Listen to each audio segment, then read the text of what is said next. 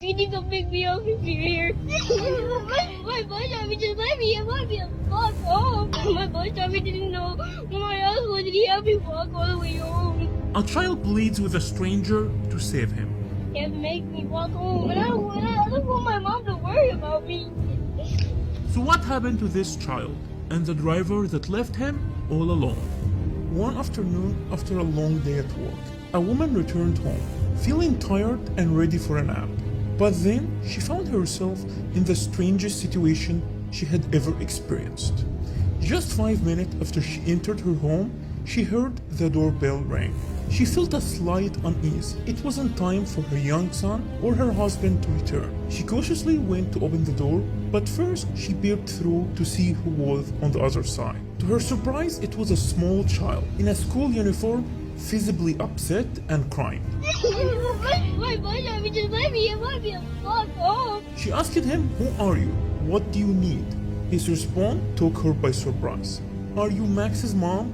Please open the door, I need help." The woman then recognized that the child was one of her son's friends.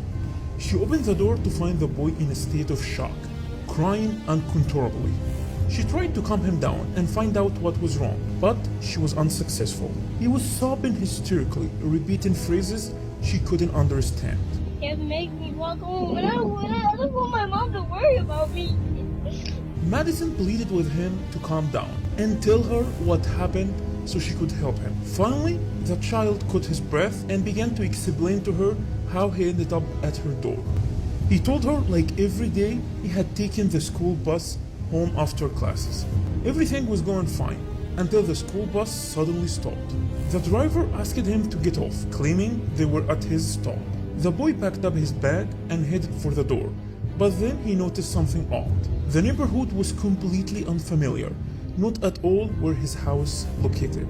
He told the driver that this was the wrong stop and he couldn't recognize it. But the driver was mad and yelled at him to get off immediately, not wanting to waste time.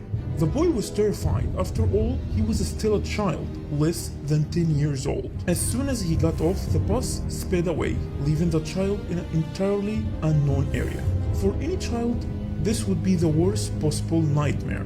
He started thinking that he was lost forever and he would never see his family again. He was on the verge of breaking down in tears, and he began to look around for help. Then he spotted a familiar house that he felt that he had seen before. He immediately realized it was Max's house, which he had visited a few times before. So he hit straight there, and fortunately, his friend's mother was still home. After he finished his bizarre tale, his mother friend was shocked by what she heard. She asked him to come inside and assured him not to worry and that everything would be okay. She then called the school, who in turn contacted the boy's mother. Although his mother was revealed to find him safe, she was furious about what happened to him. How could the bus driver make such a terrible mistake? What would have happened if there was no one at his friend's house at the time?